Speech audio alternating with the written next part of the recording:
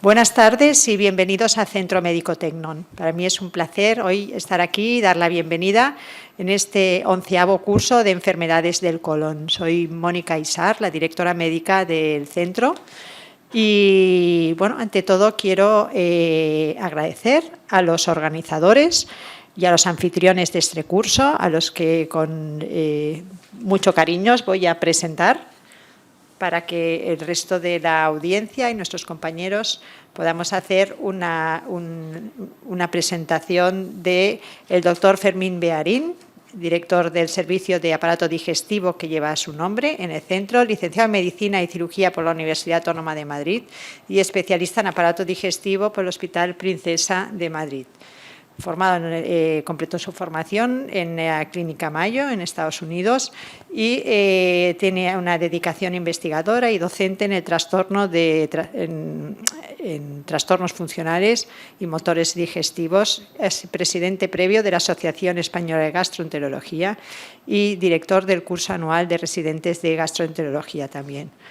En fin, autor de 400 publicaciones científicas, revistas internacionales y nacionales. Enhorabuena, Fermín. Quería presentar también al otro anfitrión y organizador, el doctor Miquel Sans, a mi izquierda.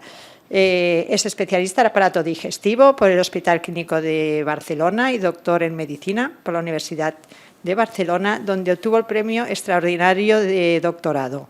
Llevó a cabo su formación de posgrado en el Servicio de Gastroenterología de Hospital Clínic y posteriormente en el Departamento de Gastroenterología del Case Western Reserve University en Cleveland, donde realizó investigación de primera línea en enfermedades inflamatorias, intestinal, de enfermedad del colon y colitis ulcerosa. Del 2004 al 2011 trabajaste en el Servicio de Gastroenterología del Hospital Clínic y a partir de 2011 forma parte de nuestro cuerpo facultativo en el Servicio de Digestivo del centro. Y por último, el anfitrión doctor Agustín Balboa, licenciado en Medicina y Cirugía por la Facultad de Medicina de Barcelona, especialista también en aparato digestivo, y ha desarrollado su actividad en el Servicio Digestivo del Vall d'Hebron, del Hospital General de Cataluña y el Hospital Comarcal de la Selva en Blanes, en Girona. Es autor de diversas publicaciones y revistas científicas nacionales e internacionales. Fantásticos los tres. Muy bien.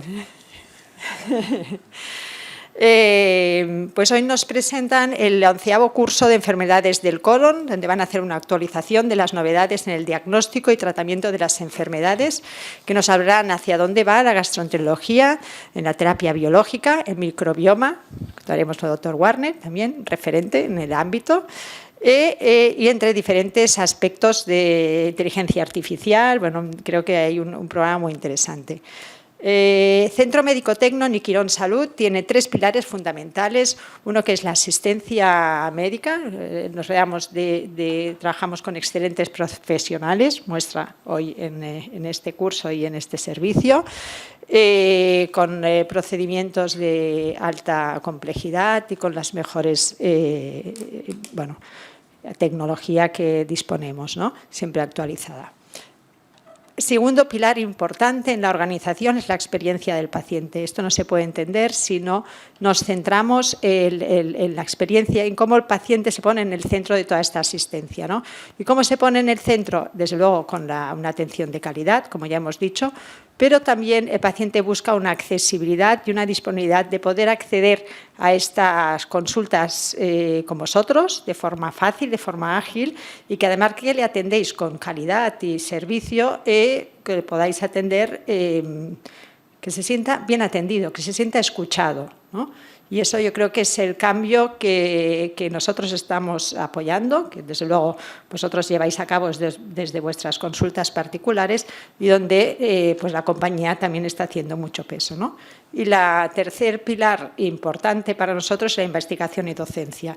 Muestra hoy pues, de todos los cursos de formación que se realizan en el centro. Pues, bueno, y así más, quiero agradecer en primer lugar a los organizadores, como he dicho, a los ponentes, que vais a hacer una sesión muy interesante, y a los que nos siguen, a toda la audiencia que nos sigue, tanto en la sala como a nivel online. Muchas gracias. Espero que podáis disfrutar y compartir muchas experiencias y muchas preguntas que seguro que vais a poder resolver. Gracias. Doctor Mearín. Pues muchas gracias a nuestra directora médica, la doctora Mónica Isar, que siempre nos apoya desde hace más de 20 años que estamos aquí y que se lo agradecemos. Y bueno, a los que estáis ahí detrás del monitor, deciros que para nosotros es un placer este 11º curso, pero que lo hemos querido plantear un poco diferente. Siempre hemos intentado un poco innovar en los cursos, que no fuese otro curso diferente, que no fuese algo igual, pero claro, lógicamente esto cada vez es más difícil, ¿no? Y no queríamos este año hacer algo que fuese como nuevamente una revisión de los últimos 10 años, de mecanismos fisiopatológicos o así, y esto es básicamente porque esto va muy deprisa. Realmente el conocimiento y el compartir el conocimiento va extraordinariamente deprisa. Y por lo tanto este año lo hemos querido centrar en la actualidad del último año, pero sobre todo en el futuro. Y de hecho, cuando hemos puesto los temas, pues hemos forzado un poquito más a los ponentes, ¿no? ¿Qué es lo último que están haciendo? ¿Qué piensan de la microbiota? ¿Cómo será esto en unos años? ¿Cómo te ves que esto estará funcionando durante los últimos años? ¿Qué novedades hay? Y por lo tanto, pretendemos eso. Yo creo que ahora el conocimiento tiene una caducidad rapidísima. No podemos contar este año lo que contamos el año pasado y el próximo año no podemos contar lo mismo. Todos tenéis abasto lo que se va publicando. Por lo tanto, y veréis en una de mis diapos, ¿no? Antes se decía que había que prepararse para el futuro. Yo creo que ahora hay que adelantarse al futuro, porque el futuro está aquí.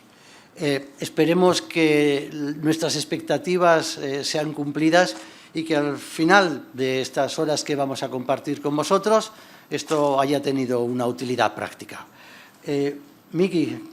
No, yo solo añadir, Fermín los puso fantásticamente bien, este aspecto. La novedad de este año pensar en no lo que decíamos ayer, sino cómo va a ser mañana. Yo solo poner en valor que este curso, y son 11 años ya, pasa el tiempo rapidísimo, que sea un curso mixto de no cronicolitis ulcerosa, no trastornos funcionales, sino enfermedades del colon. Creo que hay muy pocos otros casos de cursos pancolónicos, que para cualquier cosa que le pase al intestino, sea estreñimiento, sea colon irritable, sea enfermedad de Crohn, pues intentemos dar esas pinceladas de cómo va a ser en el futuro próximo. Nada, espero que lo disfrutéis, haced preguntas y seguro que todos vamos a aprender un montón en las próximas horas. Muchas gracias. Pues empezamos con la primera sesión. Yo voy a hacer una presentación muy, muy cortita de cuál es la filosofía de este curso y de que hacia dónde me parece a mí que va la gastroenterología. Casi seguro que me equivoco.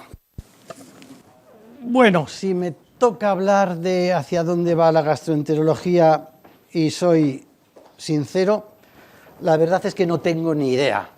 Pero a nadie se le pasa por encima que esto está cambiando muy deprisa, que la tecnología, la inteligencia artificial están entrando en todas las profesiones y en todas las especialidades y, como es lógico, también en la nuestra.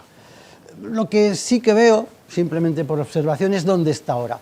Yo creo que ahora mismo está en un enorme momento de cambio, un cambio rapidísimo, un cambio que cuando miremos para atrás ya habrá pasado entre la tecnología y lo que aprendimos de nuestros maestros. Lo que aprendí yo, que ya, mira, ayer cumplí 67 años. Y lo que aprendí pues, de mis maestros, que era lo de la clínica, lo de preguntar. Pero yo quisiera pensar que no son algo que no podamos compartir. Pero ciertamente yo creo que va a haber aquí un pulso entre lo que es la tecnología y lo que es la humanidad. Probablemente es el pensamiento de alguien que cumplió ayer 67 años, el pensar que nos estamos tecnificando en exceso y que cada vez está más arriba el médico y más abajo el paciente, que cada vez es más importante lo que nosotros hacemos y menos importante lo que el paciente nos cuenta. Pero probablemente no estoy en lo cierto. Pero lo que sí que es evidente es que hay un crecimiento desigual. Hay un crecimiento desigual entre los cambios tecnológicos, los cambios sociológicos, los cambios políticos y también en los cambios en las relaciones interpersonales, que eso realmente ha cambiado poco. Y por lo tanto, no es que le tengamos que tener miedo, pero yo creo que sí que al menos hay que estar preparados para tomar decisiones. Me encanta este mensaje de una compañía de negocios, faster than future. Y es que esto es la verdad. O sea, el futuro ya no viene, el futuro nos arrasa, nos lleva por delante. Yo creo que eso es lo que nos está pasando y por lo tanto hay que estar confiados, pero hay que estar también prevenidos. Yo he visto cosas que vosotros no podríais imaginar. Espero que haya mucha gente detrás, joven, y que diga, bueno, y este tío que ya debe estar a punto de jubilarse, ¿qué nos está contando? Bueno, simplemente os estoy contando que cuando yo hacía la residencia, la úlcera la tratábamos con dieta láctea, antiácidos y carbamazepina. Obviamente del Helicobacter pylori ni nos imaginábamos. Yo fui a la reunión de lanzamiento de ranitidina. Obviamente yo estuve en el lanzamiento de omeprazol. Pero no eso, es decir, es que nosotros teníamos que tocar la barriga para ver si alguien tenía un cáncer de colon, un cáncer de estómago. Yo vi nacer la endoscopia, la ecografía, el primer ecógrafo que llegó a Madrid, bueno, no se veía nada, aquello era una neblina, pero también el TAC, la resonancia magnética, esas cosas que nos parecen ahora que son tan normales, que siempre han estado ahí, eso es cosa de los últimos 40 años.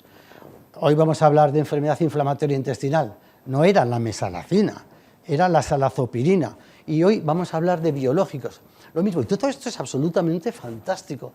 Es decir, y esto es lo que yo he visto durante mi carrera. Así tenemos aquí delante al doctor Ushima, que saca la mayor utilidad a los desarrollos endoscópicos, ¿no? Es lo que es la revolución endoscópica. Él va a hablar después de si esto ya, Hugo, ¿esto ya es endoscopia o esto es cirugía? Y realmente esto. Pero esto no es nada en comparación con lo que vais a ver vosotros. Vosotros sí que vais a ver unos cambios que yo no me puedo imaginar y que yo probablemente no veré. Y para esto hay que estar contento, hay que estar habituado, pero también hay que estar precavido. Por lo tanto, antes los padres nos decían, ay, tienes que prepararte para el futuro, prepárate para el futuro. No, tenemos que adelantarnos al futuro. Y por eso yo a Juan Carlos Balboa le he pedido que por favor hable de cómo se ve él dentro de 20 años. ¿Cómo cree él que estará practicando la gastroenterología? Si va a ser tan diferente o no, si será como yo la imagino o si será de otra manera. Porque el futuro está aquí. Es decir, solamente hay que levantar un poco la cortina, el futuro ya ha llegado. Por eso no queremos hacer un curso de no sé, vamos a revisar algunas cosas del último año, pero vamos a intentar ponernos por delante lo que creemos que va a ocurrir en el futuro. Lo hablaba ahora con la doctora Izar. La tecnología tiene que ser una ayuda, tiene que estar en ayuda del ser humano, pero en realidad la tecnología es la competencia de la tecnología. El único que puede controlar esa tecnología es el hombre y por lo tanto, sin miedos, pero tenemos que hacer así. Tenemos que hacerlo así para mantener nuestros trabajos, pero sobre todo para mantener nuestra utilidad para con el paciente. Podremos hacer 1000 cosas con la inteligencia emocional, pero no creo que la inteligencia emocional sea capaz de dar la empatía que nosotros somos capaces. Un mensaje que suena antiguo, a viejuno, pero no descuides tu parte más humana. Hazte cargo de la tecnología, de la inteligencia emocional, aprovéchala al máximo, pero empatía es empatía y tú eres el único que eres capaz de darla. Perdón por el rollete y muchas gracias por vuestra atención.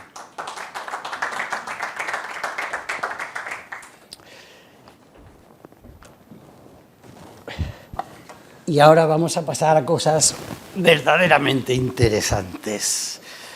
Le pedimos a un súper experto, al doctor Francisco Warner, artículos en New England Science, director de un montón de guías de la World Association, microbiota, probióticos, pero hoy le hemos retorcido un poco más al doctor Warner y le hemos dicho, Pancho, no queremos saber solo lo de ahora. ¿Cómo ves tú el microbioma humano? ¿Qué sabremos dentro de 20 años? Muchísimas gracias por venir. Y entonces yo he puesto algunos titulares. Hay algunas cosas que me parece que se permanecerán. Y es el concepto de que el microbioma es un órgano Es un órgano externo, pero curiosamente un órgano externo que participa en algunas cosas de un modo muy relevante, en la digestión y el metabolismo, induce y regula la inmunidad, esto ha sido una sorpresa en este siglo, nadie lo hubiera esperado. El otro punto que tampoco creo que va a cambiar en 20 años es que es un órgano vulnerable y que está atrofiado en la sociedad industrial. Este es el punto que ahora preocupa. El otro punto es que nos faltan instrumentos para detectar las desviaciones críticas en el microbioma y para ayudar a tomar decisiones en la práctica clínica. Y luego, el otro aspecto importante que están empezando a salir trabajos es optimizar la transmisión vertical y horizontal.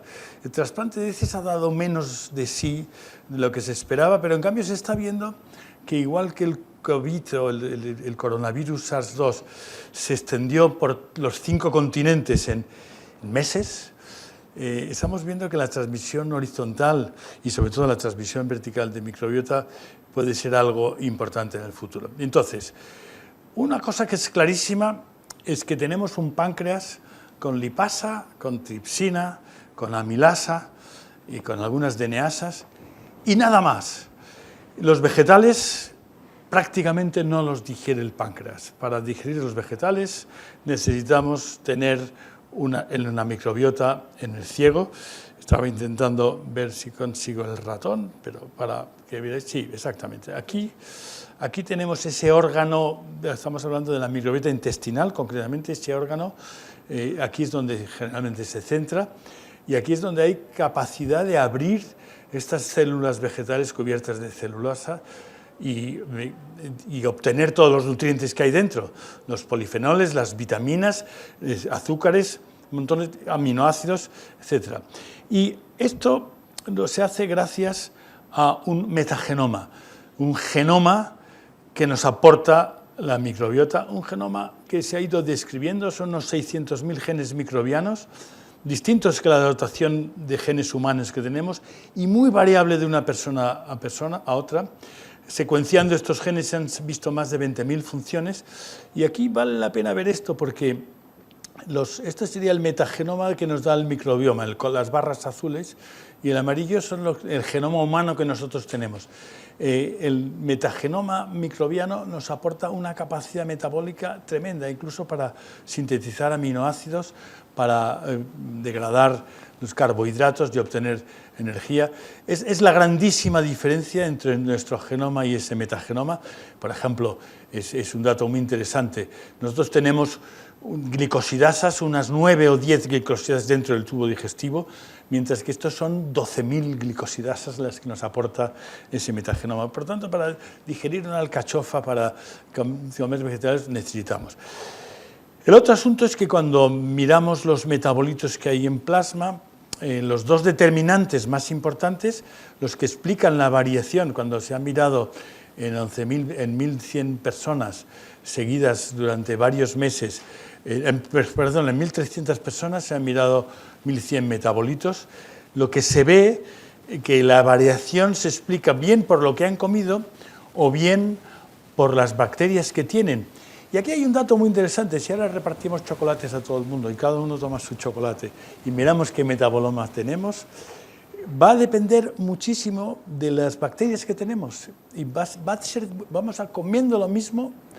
Lo que va a diferenciar más no es nuestra genética personal, que hay varios polimorfismos, 200 polimorfismos a lo mejor en cómo degradamos los carbohidratos o cómo degradamos los fármacos, pero el genoma, el metagenoma intestinal sí que es completamente diverso de una persona a otra y en la misma persona diverso a lo largo del tiempo. O sea que esos metabolitos nos está costando mucho por la gran diversidad que hay de uno a otro, pero al final es lo que circula por nuestra sangre y esto nos va a interesar. Y he puesto un dato que me parece muy curioso que se presentó este año en el Digestive Disease Week, de estas cosas que van apareciendo. Y este es un dato de un seguimiento del estudio de las enfermeras en Estados Unidos. Sabéis que las enfermeras que acaban la carrera se les pregunta si quieren participar en un estudio observacional en las que se les va a mandar cuestionarios sobre su estilo de vida, las enfermedades que tienen, los fármacos que toman, si juegan a tenis, lo que les va pasando, y van contestando y se van acumulando datos. Eso ha sido muy interesante porque al ser enfermeras son expertas en temas de salud y contestan bien los cuestionarios, son cuestionarios fiables. Y entonces en el 2003 se preguntó a 32.000 enfermeras si querían participar, ninguna de ellas tenía depresión. Al cabo de 14-15 años, más o menos un 10-12% tienen depresión, y como hay estos cuestionarios, se investiga qué es lo que ha pasado, qué diferencias hay, y se pueden mirar muchos datos, pero cuando miran en nutrición, lo que más distingue es que las enfermeras que estaban en el quintil, que comían menos cítricos, menos limón, naranjas, mandarinas, contra los que comían más cítricos, es el 20% de enfermeras que comían más cítricos durante estos 15 años de seguimiento, hay un 20% menos de probabilidad de que tengan depresión. Y esto es muy interesante porque es una enfermedad típicamente multifactorial. Y cuando encuentras un solo factor que tiene un peso del 20%, claro, en una población concreta, en Estados Unidos, a lo mejor aquí miraron otros antioxidantes, el té verde, miraron muchas cosas, pero en esta población, con estos tipos de ingesta, claro, estos estudios siempre necesitas gente que tome mucho y gente que tome poco en esta población, pero que un solo factor dé un efecto del 20%, y claro, y luego en el subestudio que han cogido muestras de heces han visto que está muy relacionado con la microbiota que hay y con la capacidad de producir estos metabolitos que llegan, son antioxidantes y llegan al líquido cefalorraquídeo. En fin, es un estudio que todavía no está publicado en forma de paper, era un abstract que me pareció muy interesante. Y la segunda gran cosa, que es descubrimiento de este siglo, en el siglo pasado nos decían que el sistema inmune lo que hacía era aceptar lo propio y rechazar lo contrario, todo lo que era contrario había que evitarlo, y esto no ha sido verdad. Esto era porque estábamos estudiando la sangre, los linfocitos de la sangre efectivamente rechazaban el riñón que venía de fuera, pero esto es el medio interno, pero el medio externo, la ventana que tiene el sistema inmune, son estos folículos linfoides que interactúan con las bacterias y con los microbios que pasan por la luz digestiva, y aquí tienen una filosofía distinta.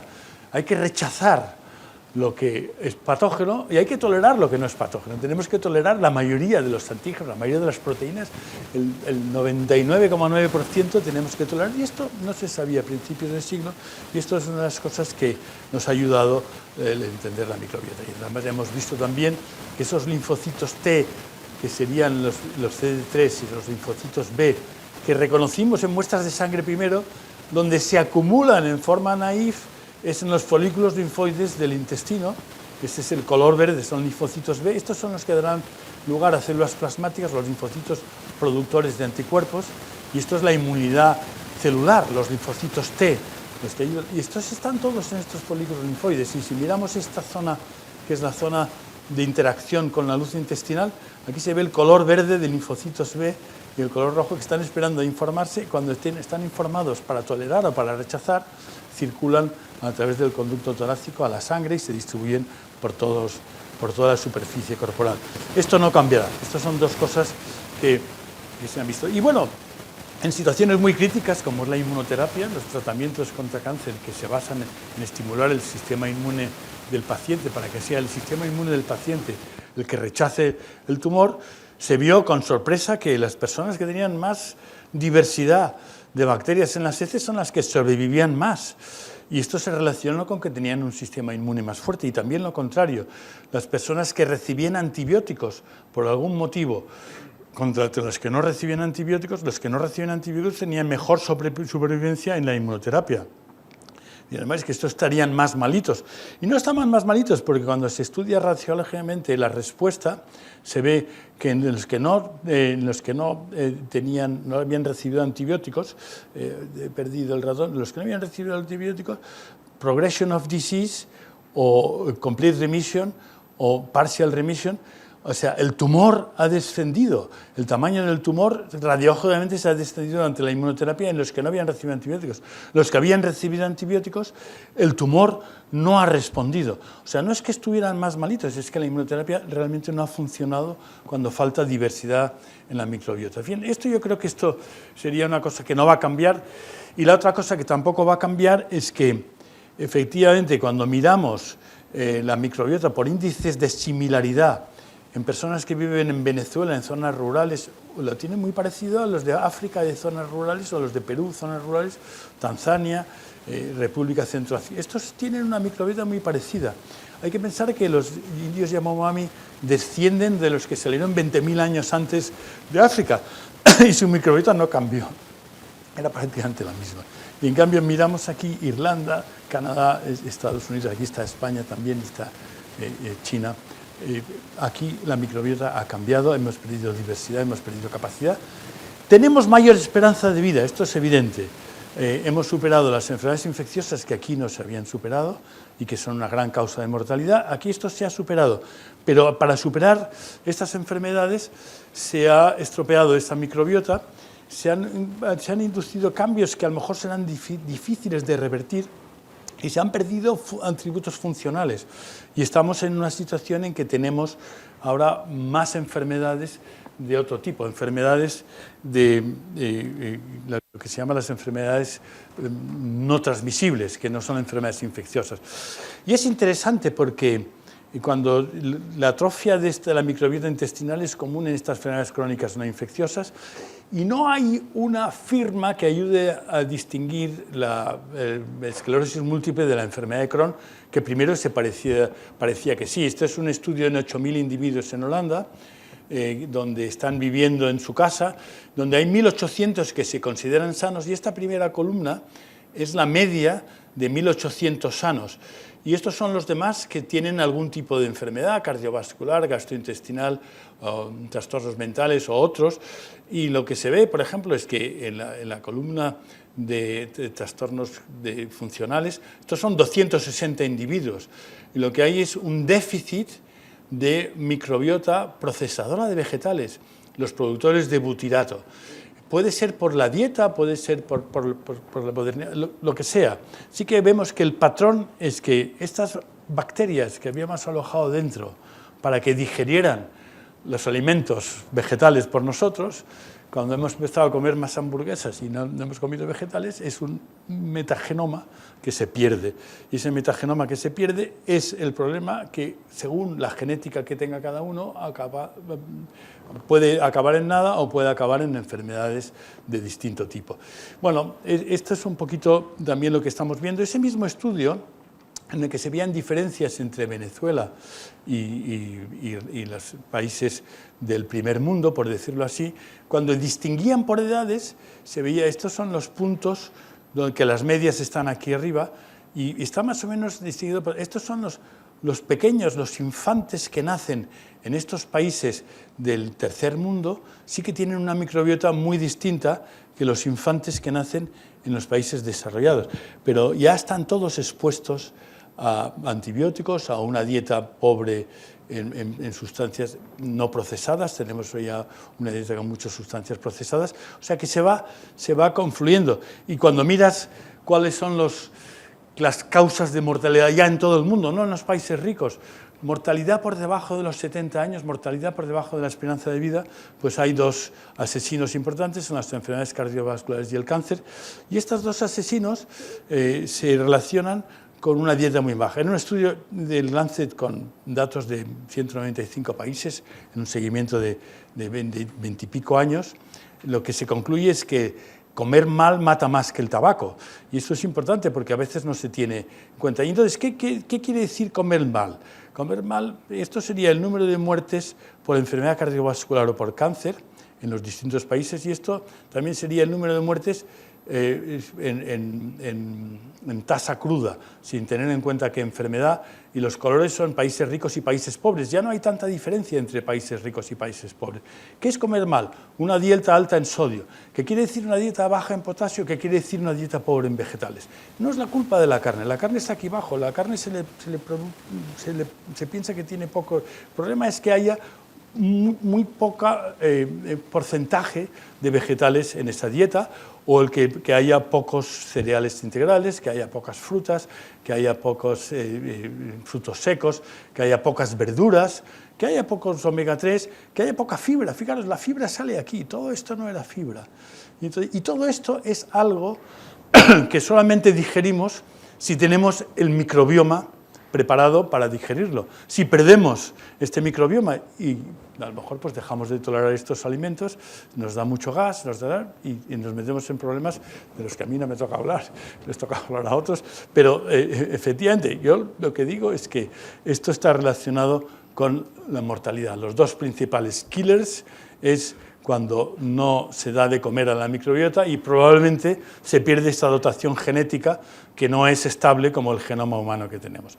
En fin, para concluir, el deterioro del microbioma es un factor de riesgo para la salud. No nos morimos por enfermedades infecciosas, vivimos 80 años, perfecto, pero tendremos que reaccionar. Y entonces será definir bien el microbioma intestinal saludable y detectar desviaciones críticas. Esto está pendiente. Probablemente no sirven estos análisis extensos que valen 800 euros, sino el mejor control siempre será una persona sobre sí mismo. Cuando el médico va interviniendo, va viendo si mejora efectivamente el Fecalibacterium o no mejora. Pero esto nos tienen que ofrecer test baratos para que podamos hacer muchos y hacer el seguimiento de los enfermos. Y esto por ahora no nos están ofreciendo test baratos. Luego, optimizar la adquisición de simbiontes beneficiosos, transmisión vertical y horizontal. Esto ahora hay muchos datos, pero no hay tiempo. Evitar el uso indebido de antibióticos e intervenir para restaurar el microbioma intestinal, que sobre todo la dieta. Los probióticos, en principio, no están dirigidos a modificar el microbioma.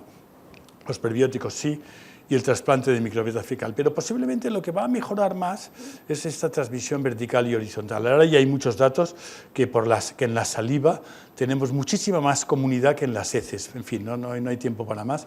Y esto quiere decir, la transmisión fecal-oral, oral-fecal, cuando han estudiado cepas en familia se ha visto que ahí circula todo y que a veces es para mal, pero la mayoría de las veces es para bien. Muchas gracias por vuestra atención.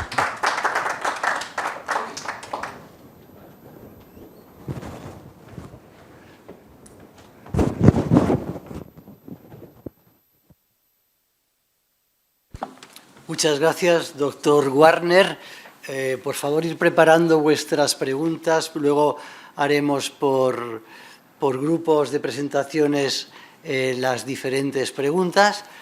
Y otra cosa que también hemos visto durante los últimos años o las 2 últimas décadas es ver nacer enfermedades nuevas, ¿no? Antes, si veías una eosinofilia, o era un asmático, o eran parásitos, o poca cosa más. Y de repente, esto se empezó a relacionar con disfagia, con tubo digestivo, y ahora tenemos el incremento de eosinófilos en todas nuestras consultas con la esofagitis eosinofílica.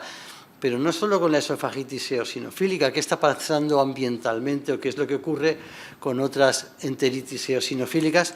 Y por ese motivo le hemos pedido al doctor Sergio Romero, que también trabaja aquí como gastroenterólogo, que nos hable de si esto de los eosinófilos en el aparato digestivo es una epidemia en alza y qué interés tiene desde el punto de vista clínico. Muchísimas gracias, Sergio, por venir a participar con nosotros.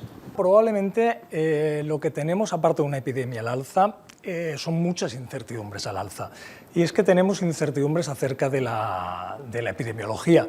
No sabemos bien qué ha pasado en los últimos, miles de años con alimentos tan frecuentes como la leche, como el trigo, como el huevo que ha comido la humanidad desde el Neolítico, y sin embargo en los últimos 30 años estamos asistiendo a esta explosión epidemiológica. También tenemos muchas incertidumbres acerca de la historia natural, es una enfermedad relativamente reciente, tal como la conocemos hoy, descrita hace 30 años.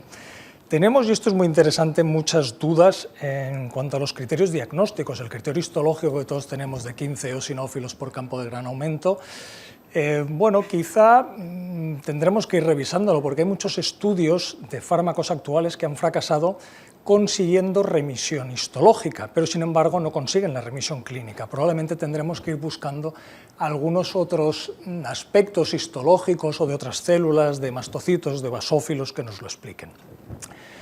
En cuanto a los IBPs conocemos su acción antiácida. En los últimos años hemos aprendido mucho de su acción antiinflamatoria, pero es que hay otros antiácidos como los parazanes que ya tenemos estudios que sí que demuestran eficacia antiinflamatoria. En cuanto a las nuevas formulaciones de esteroides tópicos, estas son las que tenemos actualmente o la recientemente comercializada, pero en el futuro tendremos nuevas como la fluticasona orodispersable o la mometasona. Y finalmente los biológicos, que tenemos ahí un gran campo por descubrir. En cuanto a la epidemiología, el último metaanálisis lo que nos revela es que tenemos incidencias acumuladas de 5 pacientes cada 100.000 habitantes, con prevalencias acumuladas del 40 cada 100.000 habitantes. Y en los años previos a la primera publicación de la guía clínica, la primera guía clínica fue en el 2007, pues se aducía que había que quizá mucha de esta expansión que hemos visto posteriormente era por el desconocimiento de la enfermedad, porque no se habían tomado, porque antes no tomábamos biopsias en la endoscopia con un paciente con disfagia, era reflujo, ya está. Pero ha habido últimos estudios que sí que reconocen que este aumento epidemiológico supera cualquier incremento relativo a estos aspectos. En cuanto a la endoscopia no puede formar parte de los criterios diagnósticos de la esofagitis eosinofílica, dado que hay una normalidad entre el 10 y el 30% de los pacientes. Pero lo más interesante es que los hallazgos endoscópicos no se correlacionan con la actividad histológica. Esto lo hemos visto en muchos estudios, sobre todo uno multicéntrico español, y esto es lo que nos dificulta un poco la monitorización endoscópica, o al menos ese papel. Y no quiero enfadar a los endoscopistas puros, pero es verdad que el EREF-score ha sido muy útil para que al menos todos hablemos el mismo lenguaje. Con lo cual lo que nos hace falta es una especie de calprotectina esofágica que nos pudiera marcar o monitorizar de forma no invasiva. Y se han ensayado muchos biomarcadores no invasivos, especialmente los derivados de proteínas derivadas de eosinófilos u otros marcadores, pero actualmente no son lo suficientemente precisos para el diagnóstico o la monitorización. Y unas breves pinceladas del esophageal string test, del test de la cuerda, de la citoesponja o del endoflip que me parecen interesantes. La cuerda esofágica es una cápsula de gelatina que va lastrada a un hilo de nylon que se fija al mentón, el paciente la deglute, progresa a duodeno y al cabo de una hora se retira y se analiza la porción esofágica. Y este es el primer estudio de hace una década que el grupo de Furuta lo que sí que demostró es que los niveles de proteínas derivadas de los eosinófilos se correlacionaban de forma significativa con los obtenidos en las biopsias. Y este estudio es del mismo grupo en el que recientemente han logrado demostrar estos hallazgos, esta correlación significativa, no solo en proteínas de tipo inflamatorio como las de la izquierda, sino en proteínas como la periostina que están implicadas en la remodelación, en la fibrosis. En cuanto a la citoesponja, la conocemos como herramienta de cribado utilizada en esófago de Barrett y cáncer de esófago. Es una esponja de poliuretano que va comprimida en una cápsula, unida a un hilo, y cuando se ingiere el ácido clorhídrico del estómago la disuelve y a los 10 minutos se retira y las células se procesan. En 2015 hubo un primer estudio de viabilidad que se comparó con biopsias endoscópicas, aportando sensibilidades del 85% y especificidades en torno al 55%, y el mismo grupo se animó con un prospectivo multicéntrico, posteriormente con sensibilidades del 75% y especificidades del 86%. En cuanto al endoflip, a la planimetría por impedancia luminal, es una herramienta tremendamente útil en la medición de la distensibilidad esofágica y parecía una medida, casi una herramienta hecha a medida para la esofagitis eosinofílica. El grupo de Chicago fueron los primeros que la probaron en la esofagitis eosinofílica y establecieron su primer protocolo de distensibilidad en sujetos sanos, en esófagos estrechos y en esófagos con estenosis, y recientemente un grupo español ha publicado los valores de normalidad para la esofagitis eosinofílica, en tanto en los patrones de contracción como índices de distensibilidad. En cuanto a las alternativas terapéuticas, esto se lo he puesto porque es la guía europea del 2017, que esta yo creo que fue muy importante porque fue la primera que situó a los IBPs como tratamiento de primera elección al mismo nivel con los esteroides tópicos deglutidos o lo de las dietas de eliminación, y zanjaron ese eterno debate con el test diagnóstico de IBP. Y obviamente las dilataciones en caso de las estenosis. Pero como esto es presente, aquí vamos a pasar muy rápidamente. Aquí no quiero que miren diapositivas, obviamente, esto es su práctica clínica habitual. Tenemos dietas elementales tremendamente eficaces, 90%, pero muy complejas en la práctica clínica. Dietas guiadas por pruebas de alergia, sabemos que no nos sirven en la práctica clínica. Y diferentes aproximaciones que hemos visto a lo largo de estos años, desde la dieta de 6 elementos aquí abajo y subiendo a la de 4 elementos, la exclusión de 2 alimentos, incluso algunos estudios, sobre todo pediátricos, con leche de vaca, con un solo alimento, y conforme tenemos menos alimentos, pues obviamente disminuye la eficacia. En cuanto a los IBPs, los metaanálisis nos ofrecían datos de remisión histológica del 50%, la mitad de los pacientes nos van a responder, pero esto del IOI Connect es el registro, los datos del registro europeo, que es el mayor registro que hay actualmente, que corroboran estos datos. Y quizá en el futuro más inmediato probablemente lo que vamos a tener que buscar son factores predictores de buena respuesta al tratamiento, y ya se han sugerido remisiones histológicas profundas, perfiles metabolizadores lentos de citocromo o ausencia de otras comorbilidades. En cuanto a los tratamientos esteroideos, conocemos desde hace mucho tiempo que los esteroides comparados con los tópicos deglutidos tienen la misma eficacia, pero tienen muchos más efectos secundarios, con lo cual todos hemos utilizado estos años esteroides tópicos, fundamentalmente la fluticasona, la budesonida, con eficacias en torno al 60-75%, inicialmente inhalaciones deglutidas, posteriormente formulaciones líquidas, viscosas. Esta gráfica me gusta mucho porque de una manera muy gráfica se ve que las inhalaciones deglutidas acababan en pulmón y que las fórmulas viscosas acababan en tracto digestivo. Y probablemente la budesonida orodispersable en tableta, este es el estudio de inducción a la remisión que se publicó hace unos años en el Gastroenterology, en el que todos nos sorprendíamos con, fíjense, en las remisiones histológicas prácticamente del 100%, y en la primera parte de la izquierda, clínico-histológica, en torno al 60%. En el mismo número del Gastroenterology se publicó también el mantenimiento de la remisión, y quiero hacer notar que la remisión histológica, el criterio era muy estricto, eran 0 eosinófilos, y aún así conseguíamos a largo plazo remisiones histológicas del 80% y clínicas de en torno al 75%. Y esto obviamente ha conducido a la comercialización de la budesonida orodispersable, el Jorbeza, que tan esperada estaba, sobre todo la financiación en nuestro país. En cuanto a la dilatación endoscópica, muy breve, todos sabemos que es tremendamente eficaz, 90-95%, y superados los miedos iniciales, hoy día sabemos que las complicaciones son similares a otras estenosis benignas.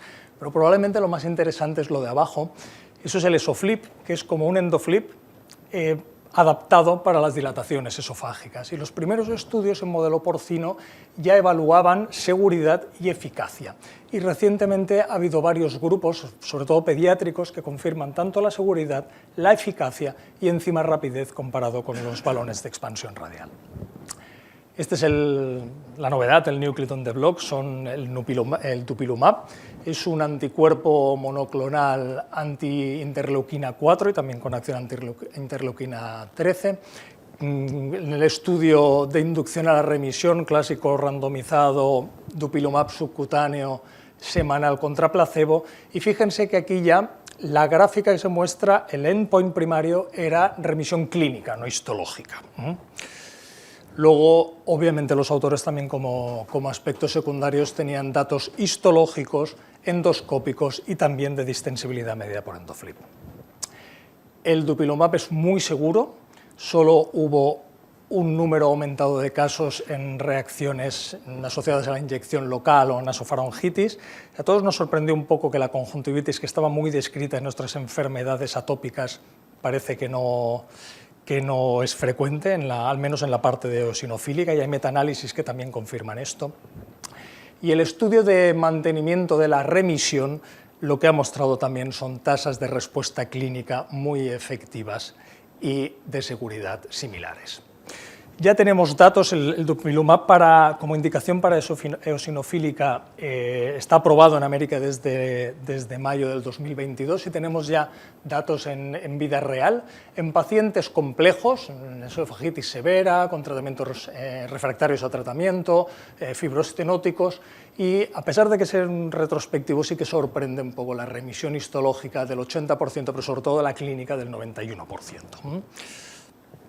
Y en cuanto a futuros tratamientos, pues nos esperan en los próximos años, que esto ya es presente, muchas moléculas, muchos biológicos.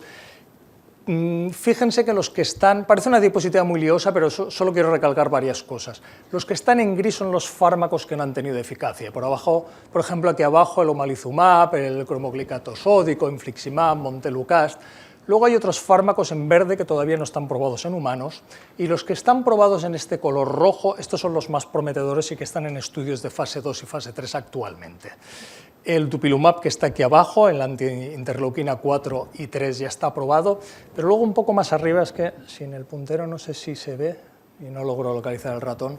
El cendakimab es una antiinterleuquina 13 que es muy prometedor, con resultados en fase 3 muy esperanzadores.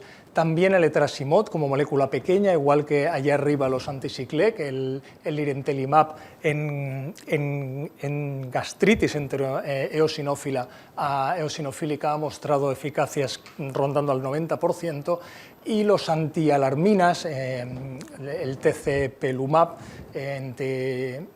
la antilinfopoyetina estromaltímica e interleuquina 25 y 33 también son muy prometedores. Y solo destacar que aquí en el centro los antiinterleuquina 5, el rislizumab y el benralizumab, que aquí están en rojo, pero actualmente ya sabemos que no han demostrado eficacia. Han tenido una tremenda remisión histológica, pero no clínica, hasta el punto que los ensayos se tuvieron que suspender prematuramente. Con lo cual, en los próximos años pues, nos esperan un futuro movidito en relación a todos estos nuevos fármacos. Y muchas gracias, pues esto es todo.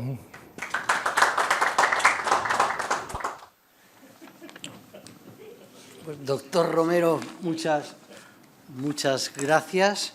La verdad es que ha sido súper interesante. A ver, luego seguro que hay preguntas durante el turno de preguntas. Y también yo creo que en terapéutica farmacológica,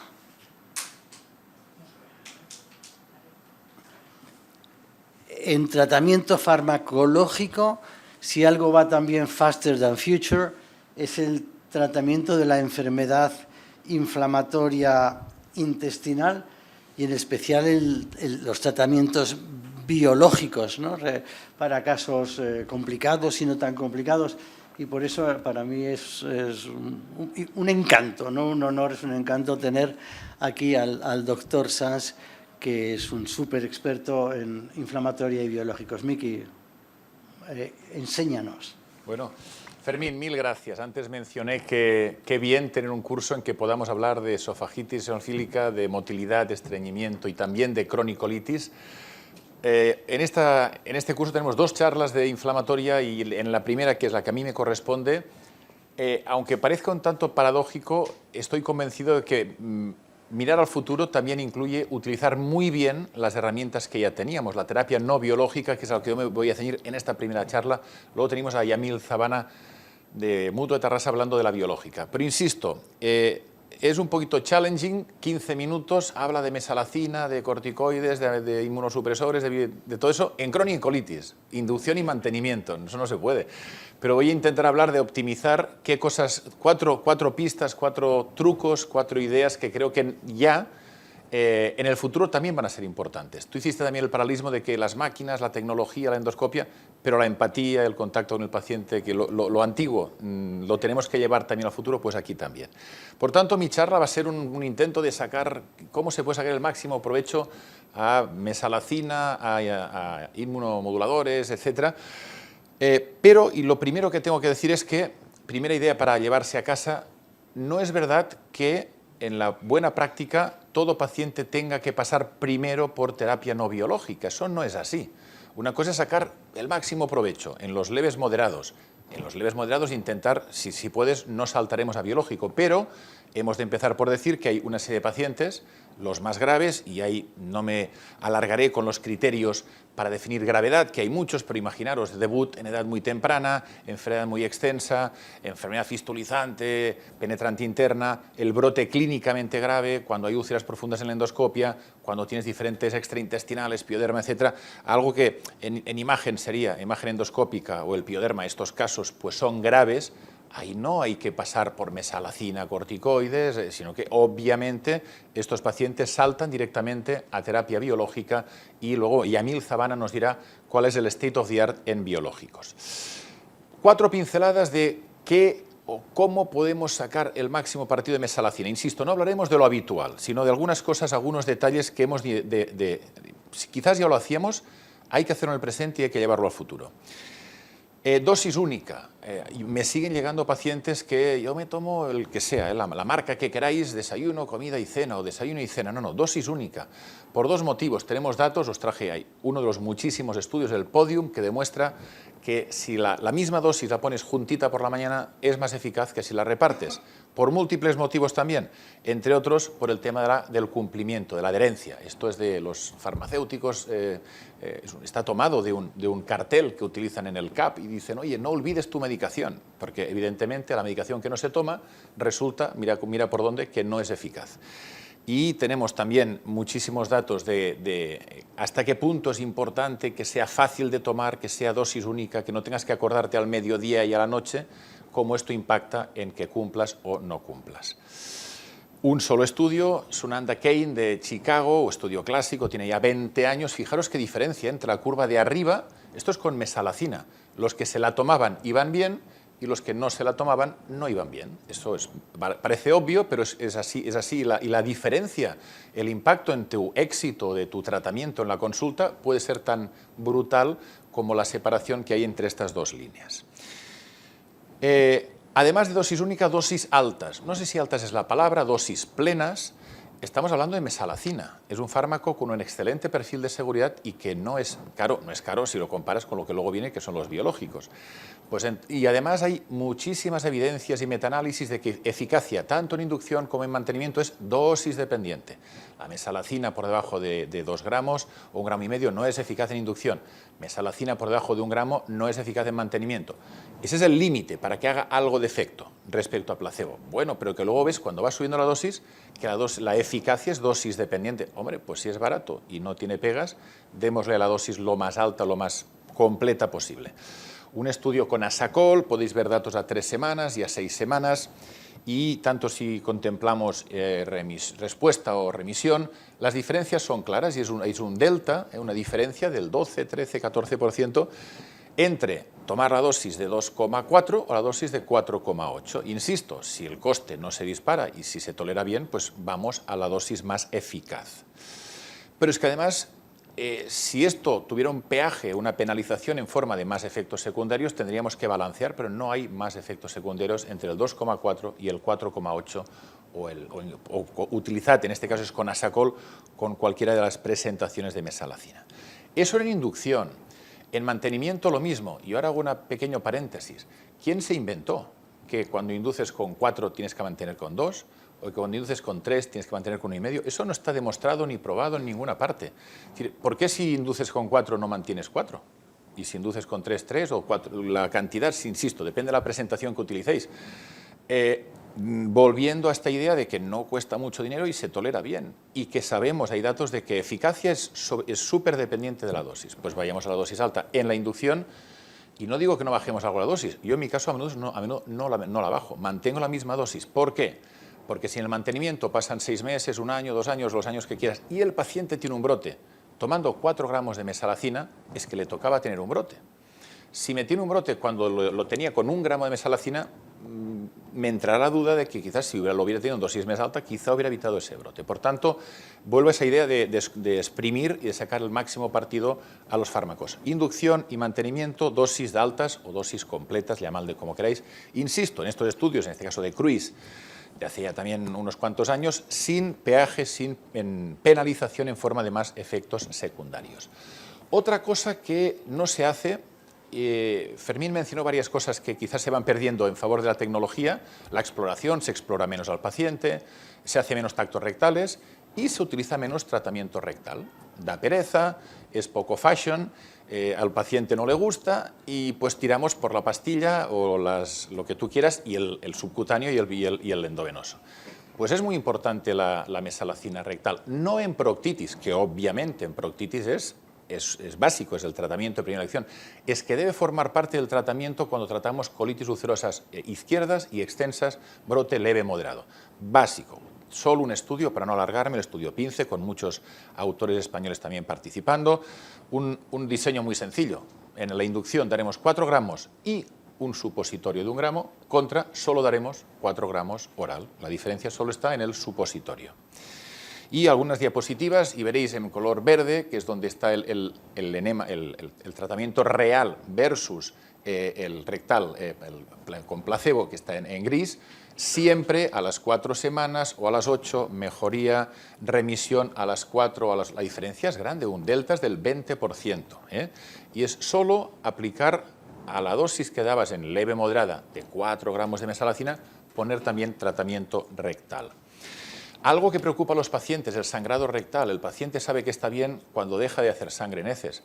Pues en la curva si partimos de que estos son pacientes en brote y por tanto todos hacen sangre en heces, fijaros a lo largo de los días, estos son días, 7, 14, 21, la curva verde logra que más pacientes dejen de sangrar mucho antes que la curva gris. Y la única diferencia es si esos 4 gramos iban con tratamiento rectal o sin tratamiento rectal. Seguimos con mesalazina y estrujando la terapia no biológica. Aquí lo que tengo que decir es que no la utilicéis en Crohn. Aquí no se trata de poner más dosis, aquí no la utilicéis en general. Que todos tenemos algún paciente que llega, que ya lo tomaba, doctor, no me quite mi mesalazina, que yo estoy... Bueno, perfecto, ok, excepción. Pero como concepto, lo que es clave en colitis ulcerosa, tiene un papel totalmente residual en la enfermedad de Crohn. ¿Por qué? Incluso la dosis de 4 gramos tiene poco efecto y sobre todo tarda también mucho tiempo en hacer efecto. Hasta el mes no había un primer paciente en este estudio que ya comenzaba a lograr la remisión. Es que además en la inducción del Crohn leve, moderado, ilion y ilioncecal es el tratamiento de primera elección. No es que se pueda, es que se debe empezar siempre en el leve, moderado, solo ciego o ilion, empezar por budesonida. Y en el mantenimiento, tenemos el cliché, la idea de que budesonida bien para inducir, pero no va bien para el mantenimiento, y sí y no. Cuando uno hace un metaanálisis, pues la verdad es que la dosis de 3, por supuesto que no, es idéntica al placebo, la dosis de 6, una cierta tendencia numérica, pero que cruza la línea y por tanto no es estadísticamente significativa. Por tanto, la idea es cierta, que no es un fármaco súper útil en el mantenimiento, pero yo un consejo para llevar a casa es el siguiente. Hay varios estudios que demuestran que en los primeros 6 meses sí que hay beneficio. Gráfico de la izquierda, cuando utilizamos el mantenimiento con la dosis de 6, hemos inducido con 9 y lo mantenemos, tarda más tiempo si tomas 6 respecto a si tomas 3 o si no tomas, tardas bastantes días más en tener el siguiente brote, o sea, esa remisión te dura más tiempo. Y visto de otra forma, es el mismo concepto, si miras al año no hay diferencias, pero a los 3 meses y a los 6 sí que hay diferencias. Por tanto, en mi práctica clínica yo alargo budesonida 6 meses. 9 miligramos 2 meses, 6 miligramos 2 meses, 3 miligramos 2 meses. ¿Por qué? Volviendo a la idea de que no es terriblemente cara, se tolera bien, y tengo la sensación de que alargando o intentando exprimir y sacar el máximo posible, si el paciente tiene un brote es que es corticodependiente, lo pondré en inmunosupresores, haremos otras cosas. Si haces un tratamiento muy corto, de un espacio de tiempo muy cortito, y el paciente después de mejoría inicial recae, tendrás la duda de si tú retiraste demasiado pronto la medicación. Y algo parecido me ocurre con beclometasona, con el clipper en colitis ulcerosa. En la inducción sabemos que a la mesalazina, si le pones beclometasona, ganas un 20%, eso está claro en la inducción. También, aquí es todavía peor, estudios hechos a 4 semanas, alguno a 8 semanas. Al principio parecía que solo se ponía per clipper 4 semanas, no. Yo lo alargo también unos cuantos meses. ¿Es más difícil hacer el tapering, el descenso con beclometasona? No, porque hago, tómate 2, tómate 1 y luego tómate 3 días a la semana, 2 días a la semana, 1 día a la semana. ¿Y hay algún estudio que apoye esto? No, pero por sentido común y como mínimo mi conciencia está tranquila de que como que no cuesta dinero excesivamente y que no perjudica, intento sacar el máximo partido. Insisto, si luego hay un brote, es que tenía que ocurrir, es que no había bastante con este fármaco y pasamos al siguiente. Azatioprina, dos conceptos, dosis y tiempo. Dosis, 1 miligramo o dosis bajas son homeopáticas y todavía en 2023 nos llegan pacientes con dosis muy bajitas. Si a mí, que peso ahora 20 kilos menos, pero peso todavía 110 kilos, me dais una pastilla de Imurel que son 50 miligramos, eso no llega a 0,5 por kilo y no va a ir bien. Y hemos de estar en el 2, 2,5, incluso hay estudios que dicen de buscar la dosis óptima con control de analítica. Y el tiempo básico, paciente que llega, no, es que no me fue bien el Imurel, ¿cuánto tiempo lo tomó? 2 semanas. Bueno, 2 semanas es que no hay ni para empezar. El pleno efecto está entre las 3 y 6 meses. Por tanto, esos dos aspectos, no perder esa opción por dosis insuficiente o tiempo insuficiente. Metrotexato, os digo lo mismo que con budesonida, acordaros. El problema es que tenemos en mente, tanto en el combo con biológicos, la azatioprina, mercaptopurina, las tiopurinas, y no tanto el metrotexato. En la corticodependencia, lo mismo. En el mantenimiento, lo mismo. Y es muy interesante estar en charlas y entorno multidisciplinar con reumatólogos, donde para ellos el metrotexato es clave. Todas las ARs van con metrotexato, el combo es con metrotexato, y cuando le hablas de la azatioprina, ¿y eso qué es? No lo utilizan en absoluto. Por tanto, no digo que no utilicemos azatioprina, pero que nos acordemos del metrotexato, que tiene excelentes estudios de Brian Feagan, inducción, pasaré rápido y mantenimiento, especialmente útil para retirar esteroides con un efecto para revertir corticodependencia y también el mantenimiento. A la práctica, si tienes dos opciones, metrotexato y aza, lo que hay que hacer es individualizar y seguramente hay situaciones en que va bien el metrotexato, pacientes mayores, con riesgo de pensando en riesgo de neoplasias, que ahí el metrotexato es seguro y la azatioprina, tioprinas no. Si el paciente tiene manifestaciones cutáneas o articulares, perfecto, ahí sí que es eficaz metrotexato y no lo es azatioprina, tiopurinas. En el combo tenemos excelentes datos y, por supuesto, no en embarazo o en deseo gestacional, que sería la principal contraindicación.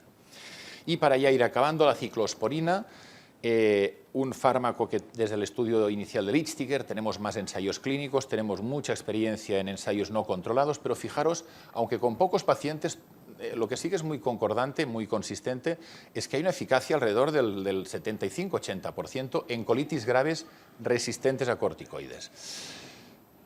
Cuando vimos que infliximab era otra opción en la colitis grave resistente a corticoides, nos pasó como con metrotexato y aza, teníamos dos opciones. Aquí sí que hay un estudio face-to-face comparativo de CISIF y lo bueno es que van igual de bien, y que vayan igual de bien es una ventaja porque, de nuevo, puedes ir a individualizar y ver en qué pacientes prefieres ciclosporina y en qué pacientes prefieres infliximab.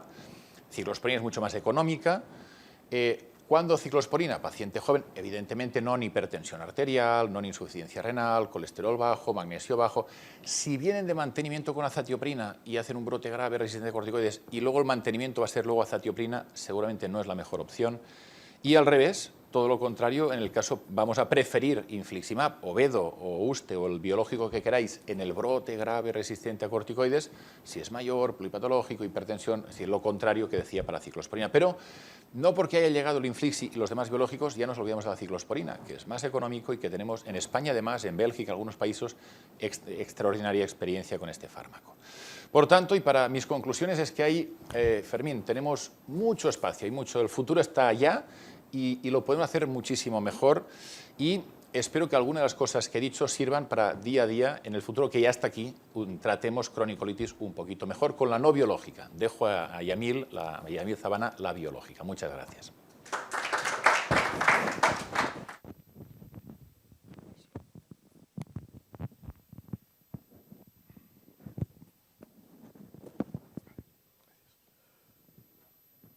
Bueno, pues ahora os voy a hablar yo de síndrome de intestino irritable. Y la verdad es que me he dado cuenta de que a mí me ha interesado toda la vida muchísimo el síndrome del intestino irritable, pero esto no es así para el resto de mucha gente. Y por lo tanto he pensado, bueno, vamos a ver, que Fermín haga un resumen de si hay algo interesante o no durante el último año algo que me pueda ser práctico, si me he perdido algo o no me lo he perdido. Y entonces lo que he hecho ha sido pues revisar lo que se ha publicado durante el último año. Y he elegido los artículos pues de acuerdo que me gustaría que fuesen prácticos para vosotros, bueno, si no al menos que fuesen interesantes, y si no, bueno, pues que fuesen curiosos. Empezamos por uno que yo creo que es al menos interesante. Se ha publicado la aparición de trastornos funcionales digestivos posinfecciosos, infecciones bacterianas, infecciones víricas. Hombre, pues parecía bastante lógico que con el COVID iba a ocurrir algo mismo. Aquí tenéis un metaanálisis en el que se demuestra que efectivamente en sujetos que han tenido una infección respiratoria grave por COVID-19, el síndrome del intestino irritable está aumentado y, de hecho, el 15% de los que tienen un post-COVID grave van a sufrir de un intestino irritable. Ha habido otros estudios, este otro metaanálisis con más trabajos que os enseñaré ahora, publicado por el grupo de Giovanni Barbara. Pues aquí hay suficientes estudios para hacer metaanálisis, hay 10 estudios y nuevamente se confirma que sí que está aumentada la prevalencia de síndrome de intestino irritable, pero algo antes decíamos, bueno, ante muchas infecciones bacterianas, víricas, pueden aparecer trastornos funcionales diversos, intestino irritable, dispepsia funcional, está aumentada, pero al menos en este caso no llega a tener significación estadística. Pero bueno, yo creo que el mensaje es, bueno, si vienen pacientes que han tenido un COVID y acuden con molestias digestivas, pues recordar que efectivamente puede ser un trastorno funcional. Este es interesante, este es uno de esos artículos que yo os recomiendo leer. Es un artículo de Emerald Mayer, probablemente es el que sabe más en el mundo de la interacción cerebro-intestinal en síndrome de intestino irritable, y lo que hace es describir lo que él llama los conectomas, los mecanismos de conexión que hay entre cerebro, intestino, microbiota, pero lo hace de una forma muy organizada. ¿Cuáles son los factores genéticos, como veis allí a la izquierda? ¿Cuáles son los genes que predeterminan tener un síndrome de intestino irritable? ¿Cómo influye la ansiedad? ¿Cómo influye el estrés? ¿Cómo estos mecanismos son bidireccionales? Y este es un artículo que yo creo que sí que merece la pena hablar. Él habla de la vulnerabilidad genética asociada a las influencias ambientales, ¿no? La predisposición genética, luego la programación en la edad temprana, tanto antibióticos como dieta, como factores sociales, y los mecanismos de adaptación y de condicionamiento.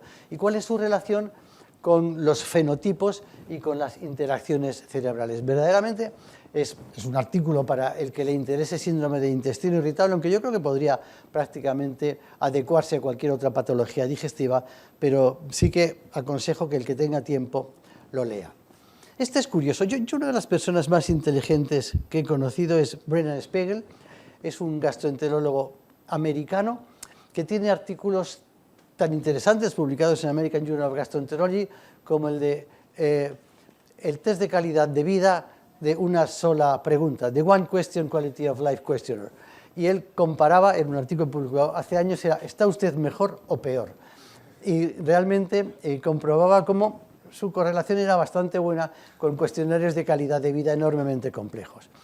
Pues Brennan ahora plantea una hipótesis que a mí me parece interesante, que es la hipótesis, la importancia de la gravedad, pero no de la gravedad de la enfermedad, sino de la ley de la gravedad en los trastornos digestivos y cómo influyen, cómo él defiende que el ser humano no está preparado del todo para la ley de la gravedad y que esto influye sobre el sistema cardiovascular, con las hipotensiones ortostáticas, el músculo esquelético, obviamente la bipedestación, los mareos del sistema vestibular, pero también hace una relación pero extraordinariamente bien defendida. Este sí que es un artículo divertido de leer, porque habla de fisiopatología, habla de física, habla de biomecánica, y cómo los procesos de biomecánica pueden afectar al tránsito intestinal, a la formación de divertículos, a la distensión abdominal y a otros muchos factores, defendiéndolo mediante mecanismos de biomecánica, y realmente me parece, tiene sus puntos flacos, la hipótesis, como todas las hipótesis, pero realmente ha merecido ser publicado en American Journal of Gastro este año y realmente defiende aspectos muy interesantes que además son de los que a uno no se le pueden pasar por la cabeza de forma habitual y me parece que es algo muy interesante para leer. Este sí que me parece un artículo imprescindible, pero además un artículo útil, un artículo para tener en la consulta. Es otra revisión sobre el tratamiento de síndrome de intestino irritable, pero basado en los mecanismos fisiopatológicos y en los biomarcadores, Guy Buxton y Michael Camilleri.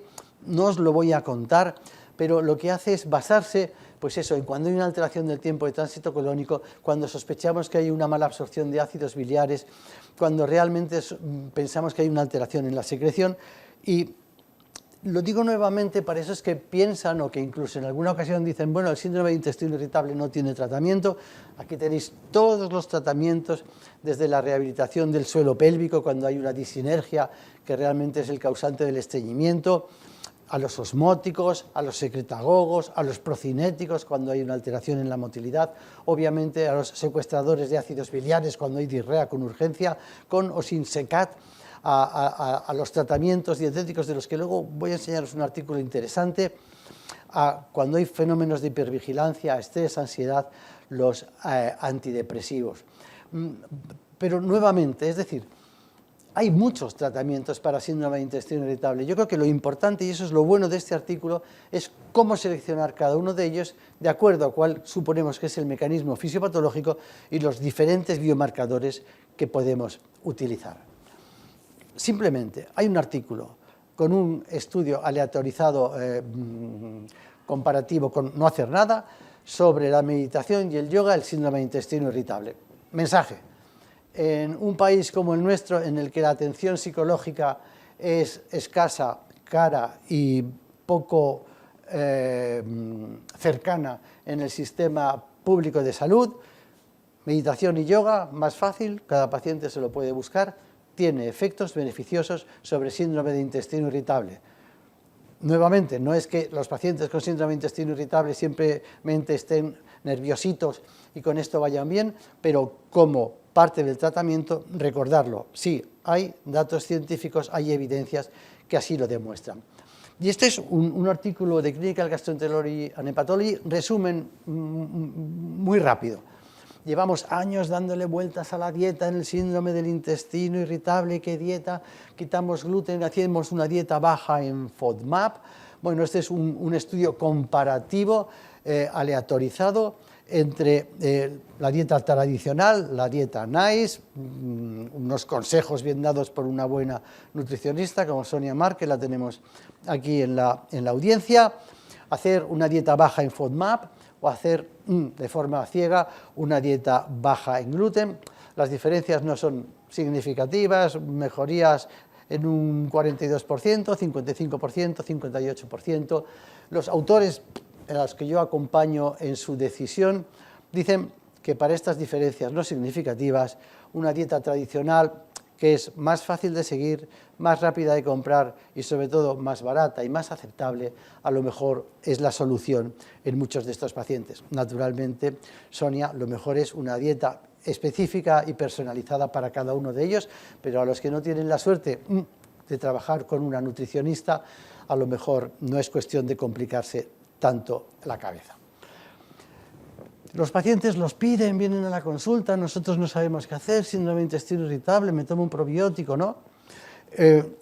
La verdad es que ya hay estudios para hacer metaanálisis con más de 10.000 pacientes y comparando combinación de probióticos. Bueno, voy a presentar solo mejoría global. Casi siempre los resultados son mejores en mejoría global que en los síntomas específicos, dolor abdominal o alteraciones deposicionales. Como os decía, publicado en Gastroenterology. Yo creo que estos metaanálisis que hace Ford probablemente son los más serios y más seguros. Los va renovando cada 5 o 6 años. Y de acuerdo a esta revisión, a este metaanálisis de Gastroenterology, combinación de probióticos sí que es mejor que placebo. Cuando comparamos individualmente, eso probablemente es por la N, que es muy grande, cuando comparamos cepas diferentes, especies diferentes, Lactobacillus y Bifidobacterium lo son, pero rozando la no significación. Es curioso que últimamente hay más metaanálisis que estudios sobre probióticos.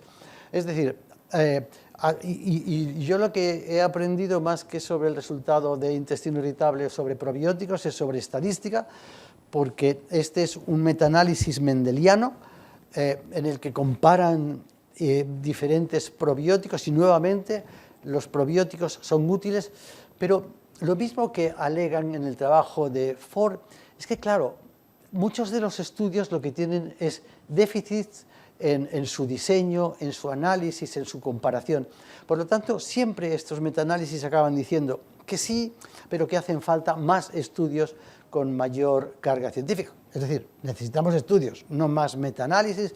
Este es otro metaanálisis, se llama metaanálisis de tercer nivel, en el que, bueno, a nivel individual, a nivel de estudio o a nivel comparativo general, en que nuevamente lo que dicen es lo mismo, es que los resultados son superiores, pero que dependen de diferentes cosas. Es curioso, mirar, si miráis en la parte A, será por el diseño, será por el análisis, o Dr. Warner, será porque tienen una mejor microbiota, pero en África los probióticos no funcionan y sin embargo en Europa y en Estados Unidos o en Asia funcionan mejor, pero no para los estudios realizados en África. Cuando comparas la duración del estudio, a las 4 semanas mejoran, a las 4 12 no, y por encima de las 12 semanas no, es decir, el tiempo de duración es corto. Lo mismo ocurre con la duración del tratamiento. Una duración corta sí que es mejor que placebo. La administración prolongada será porque la microbiota se adecúa o se acostumbra, pero no lo es. Y luego, claro, el tipo de definición de los objetivos también varía mucho. Es decir, yo creo que esto es interesante, pero realmente hacen falta nuevos estudios bien diseñados, porque aquí sabemos poco. Vale, y también vienen los pacientes y dicen, bueno, pues venga, en lugar de tomarme una bacteria, vamos a cambiar muchas. Doctor, yo he leído que el trasplante fecal es muy útil. Nuevamente, lo más sorprendente de todo es que hay 6 metaanálisis diferentes publicados en el año 2023. Y aquí, en este metaanálisis, se incluyen 7 estudios. O sea, hay casi tantos metaanálisis como estudios. Claro, es mucho más fácil hacer un metaanálisis y coger la bibliografía que hacer los estudios. En este caso hay, insisto, 7 estudios y lo que hacen es valorar el trasplante fecal por vía, en este caso es por vía anal, utilizando multidonantes versus el trasplante de heces autólogos. Te sacan tus heces, te las ponen las mismas y lo comparan. Y realmente ellos concluyen, aunque ya veréis que en otros estudios para nada, o sea, el resultado de los metaanálisis, incluyendo estudios semejantes, las conclusiones son las contrarias, absolutamente. Es que la administración de heces por vía anal de multidonantes mejora significativamente versus el trasplante de placebo. Otro, no me quiero alargar, pero aquí incluyen 19 estudios.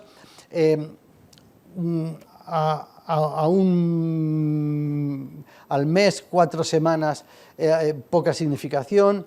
A los 3 meses, 12 semanas sí que hay algo más. A los 6 meses y a las 52 semanas se ha perdido cualquier eficacia. Pero nuevamente aquí lo importante es, claro, es trasplante fecal. Sabéis que trasplante fecal puede ser en cápsulas, pueden ser heces, puede ser de un superdonor, de un solo donante, pueden ser de varios donantes, puede ser vía oral, nasoyeyunal, fecal. Y aquí está todo metido, todo junto, cuando las técnicas son absolutamente diferentes.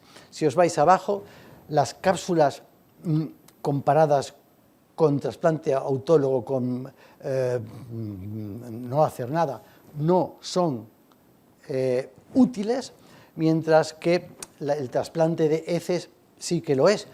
Curiosamente, la FDA ha aceptado ya unas cápsulas de mierda o unas mierdas de cápsulas y están al abasto de los consumidores americanos, pero realmente los estudios no demuestran que la administración en cápsulas sea útil. Y nuevamente, ¿de qué depende? Pues depende de, en el panel A, mejor heces físicas que cápsulas de heces, mejor por gastroscopia e intubación nasoyeyunal que por colonoscopia, depende también del número de donantes y depende obviamente de la calidad de los donantes. Bueno, ahora estamos en época navideña. Para los que no son catalanes, aquí tenéis el Cagané, que es el superdonor catalán, y otro metaanálisis y revisión sistemática, y en este caso pues lo mismo. En este caso no hay significación estadística, pero lo curioso es que se incluyen los mismos estudios. Lo que es diferente es el análisis, no hay mejoría ni a los 3 meses ni a los 6 meses, pero nuevamente la vía de administración, y no me enrollo nuevamente, mejor por vía oral que por vía colónica, y mejor heces que cápsulas. Otro de los metaanálisis, no hay diferencia estadística, y nuevamente la vía de administración.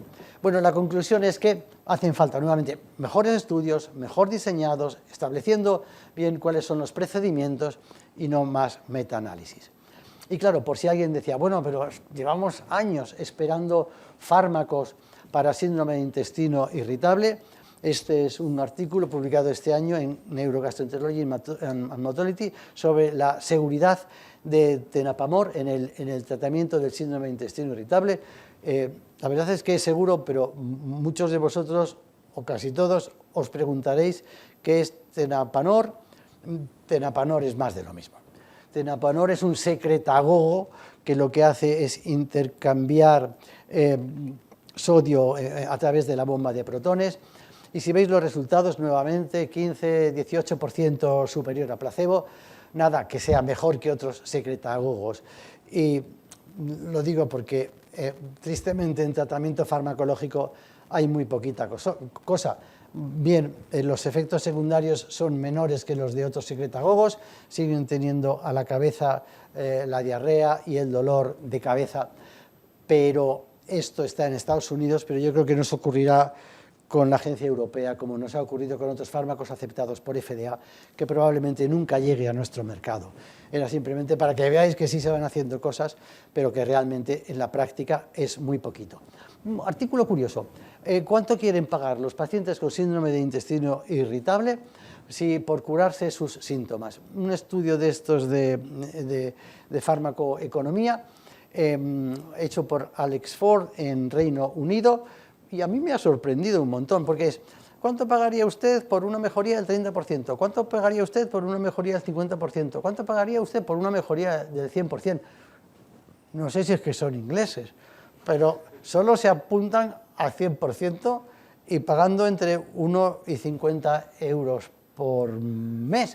Bueno, no sé, pero no sé, yo hubiese pensado que el willing to pay, esto es muy importante para las compañías farmacéuticas, porque luego salen fármacos con unos precios que son inasumibles, pero realmente nos tenemos que esforzar mucho para conseguir cumplir las expectativas de los pacientes con síndrome de intestino irritable. Esto sí que es práctico, es fácil, esto es un metaanálisis de 9 estudios, pero esto sí que es para acordarse y contarlo a los pacientes, y contarlo aunque ellos no lo pregunten, porque a veces sí que preguntan, bueno, pero después de tantos años con síndrome de intestino irritable, al final acabaré teniendo un cáncer de colon.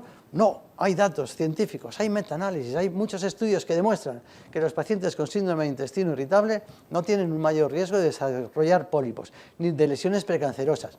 En cáncer no se llega a la significación porque el número de pacientes es muy pequeño, pero es que no solo es eso, sino que tienen menor riesgo que los sujetos controles. Pero eso es doctor Ushima, porque se han hecho muchas endoscopias previas por su síndrome de intestino irritable y pólipo que han visto, probablemente pólipo que le han quitado. Pero esto es importante, esto hay que recordarlo. No se preocupe usted, no tiene un mayor riesgo de tener lesiones malignas. Al final, y yo no sé si esto es un poco decepcionante, prácticos, lo del tratamiento racional, lo de acordaros de la fisiopatología y de algunos marcadores, de decirles a los pacientes que no tienen un riesgo aumentado. Bueno, entre práctico e interesante, el del COVID-19, sí, pues yo tuve un COVID y me aparecieron los síntomas, eso es mentira. No, sí que hay un riesgo aumentado de un 15%. Interesantes para el que le guste lo de las bases neurobiológicas de Emerald Mayer y lo de, bueno, es interesante, ¿cuánto quieren pagar? Los de probióticos son interesantes, pero son un poco decepcionantes. Que haya más metaanálisis que estudios, necesitamos más estudios. Absolutamente decepcionante el trasplante fecal, porque realmente hay un batiburrillo que hay de momento en síndrome de intestino irritable. Y a mí el que me ha parecido curioso, pero sí, es curioso de leer, es como para entretenerse en él, es un American Journal of Gastro, está abierto además, que es el de la teoría de la gravedad en patologías digestivas, no solo en síndrome de intestino irritable. Bueno, pues si algo ha sido útil, me alegro, si algo ha sido interesante, un poco también. Muchas gracias.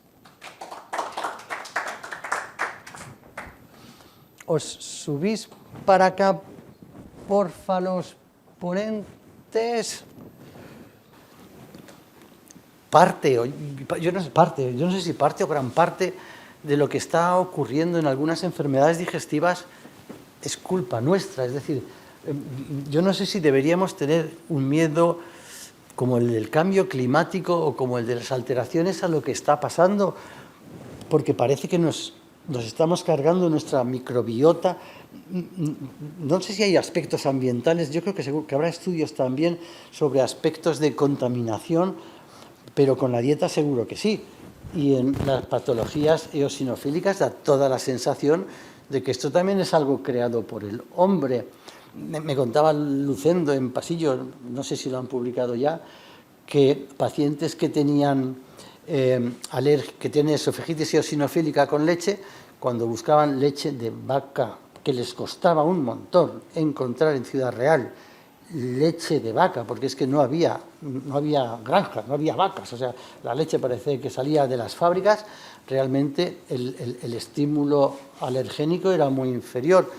¿Qué hay que hacer? ¿Tratar las enfermedades o esto es una emergencia climático-social alimentaria? Sí, la modernización. A ver, la ciencia tiene esto, que a veces los grandes hallazgos hacen que todo se desvíe demasiado hacia un extremo y luego hay que corregir. Pero la suerte es que la ciencia corrige y los gurús no corrigen. O sea que es verdad, estamos en un mundo que hemos introducido cambios que tienen efectos secundarios, pero tenemos la capacidad de corregir. En cambio, pues cuando las filosofías hay que matar al líder para que... si no, no hay modo. Sí.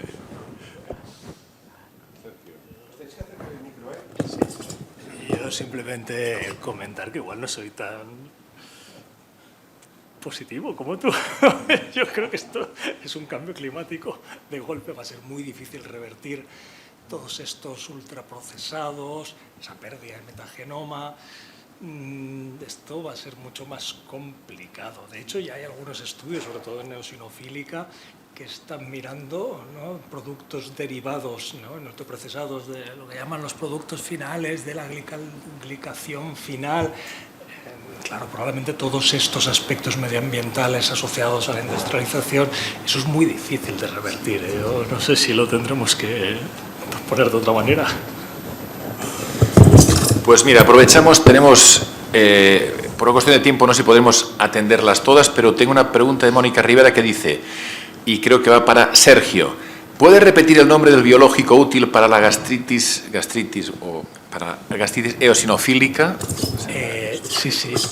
Para la esofagitis eosinofílica, me imagino el que está aprobado, sí. El Tupilumab, y el Tupixen. Si hay ensayos clínicos y si lo cubre la Seguridad Social.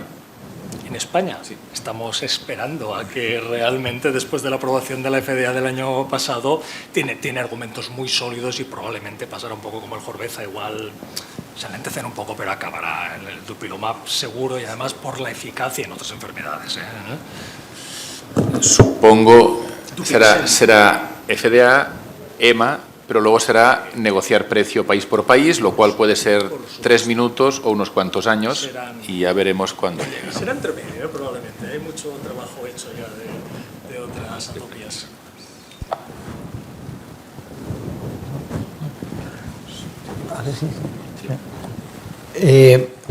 Sí que hay una pregunta que es sobre el futuro y aspectos económicos. Patologías que cada vez son más frecuentes, con tratamientos que cada vez son más caros.